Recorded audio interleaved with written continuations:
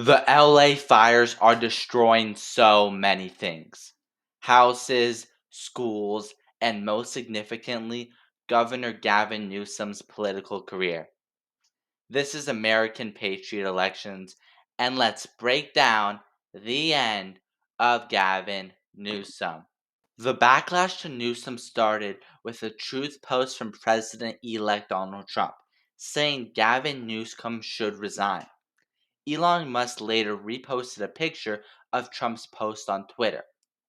Why is the right blaming the governor? Well, there are various apparent public policy failures, including the fire hydrants running dry, which Trump blamed on the state's environmental policy.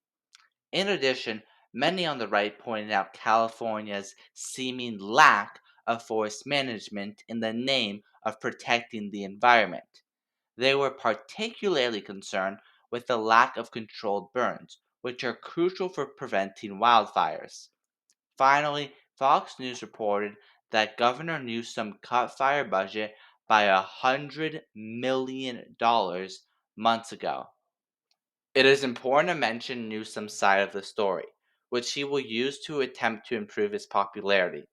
He disputes the Fox News report as a ridiculous lie and also addresses the other accusations, saying, "We have doubled the size of our firefighting army, built the world's largest aerial firefighting fleet, and increased the forest management tenfold since taking office." Obviously, many voters will not be convinced by what Newsom says here, but some will. And he might be able to partially recover from this, but not fully. This still will be detrimental to Newsom's popularity, even though it's not going to kill him altogether.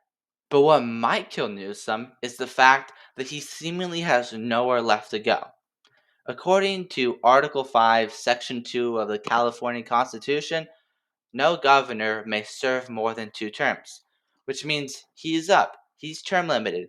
He can't be elected governor again, which means he has to seek separate political office.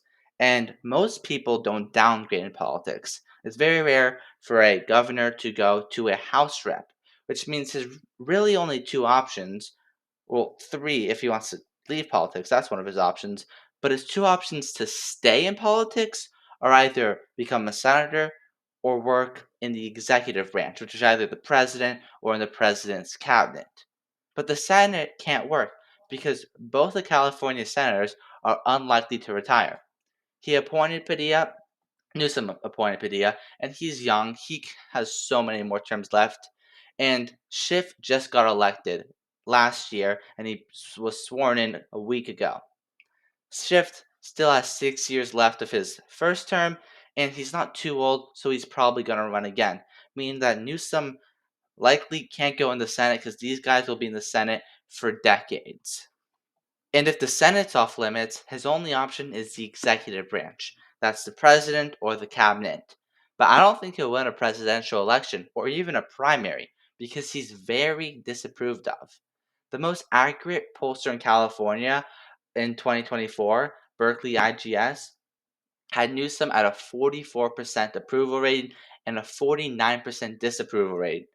That's a net negative 5% in a state that Kamala won by 20, which is significant because Trump only got 40% of the vote, meaning that there is a substantial share of Californians who voted for Kamala Harris but don't like Newsom.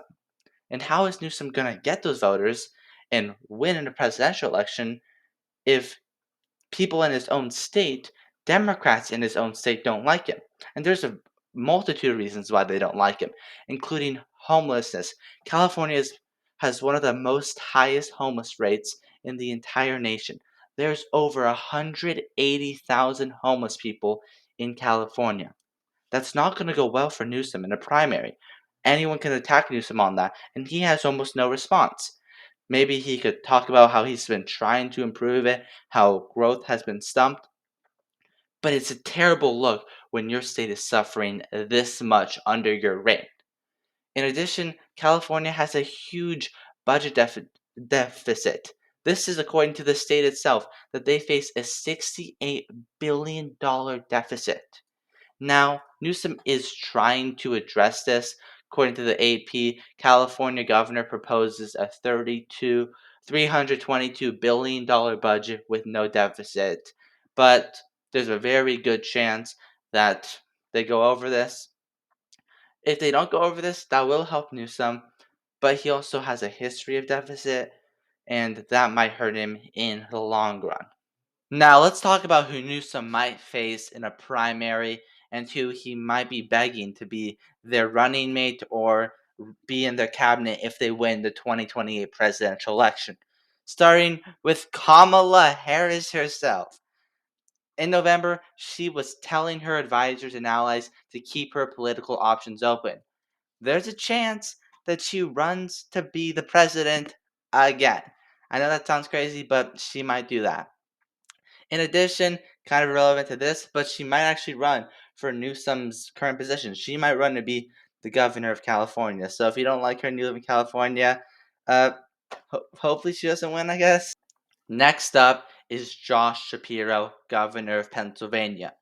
Now, Josh Shapiro is very moderate, very charismatic, very respectful, and most importantly, for running for political office, very popular. In 2022, for his first time running to be governor of Pennsylvania, he won by 15. Now, it is important to mention that this guy, Doug Mastriano, is kind of crazy. So, maybe if he ran against a more moderate Republican, it wouldn't have been as large of a margin.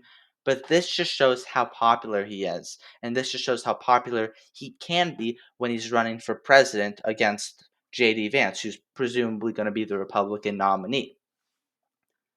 Another interesting point is that he's governor of Pennsylvania. He's popular in Pennsylvania. Now, as we all know, that's a big swing state, and he'll likely do better in this state than most Democrats because he's from there, meaning that Democrats might be attracted to him because they see him as able to win, and Republicans might be scared of him because he can win Pennsylvania pretty easily because he's very popular there. Next up, we have Gretchen Whitmer, who's the governor of Michigan. Similar case as Shapiro. She's very popular in her state. She won by 11. This is her second term running for governor, and she did very well. It's important to mention that Tudor Dixon isn't crazy, unlike Doug Mastriano, so maybe her performance would have been on par with Shapiro if she ran against a more crazy person, but there's that. Something about Democrats is they seemingly always have establishmentarian presidential nominees, whether it be Biden, Hillary Clinton, or Kamala Harris. The establishment usually gets their way with their nominee. But maybe that could not happen. Maybe a populist can come up who fights the establishment, just like what Trump did in 2016. And if that happens, it's likely to be AOC. Now, the next person is the direct opposite of her because this person's popular with even Republicans. That is Andy Beshear, the governor of Kentucky. And just to give you an idea of how red the state that he won by 5 is, let's look at 2022, where 80% of their state house seats went for the Republican Party. And their state senate has 31 Republicans to 7 Democrats. This is such a reliably red state that Trump won it by 30 points, and he by 5. A Democrat won the state by 5. A Democrat did, what, 35 points better than Kamala? And that's just a great campaign. He can win elections. And the same skill that got him to win elections he can use to win the Democrat primary, and he can use as his pitch to win the general election in 2028. Now, I'd love to hear what you guys think. What do you think is going to happen to Governor Gavin Newsom, and who do you think is going to be the Democrat nominee in 2028? Anyways, thanks for watching American Patriot Elections. Make sure to like, subscribe, and hit the notification bell to be notified for all future videos.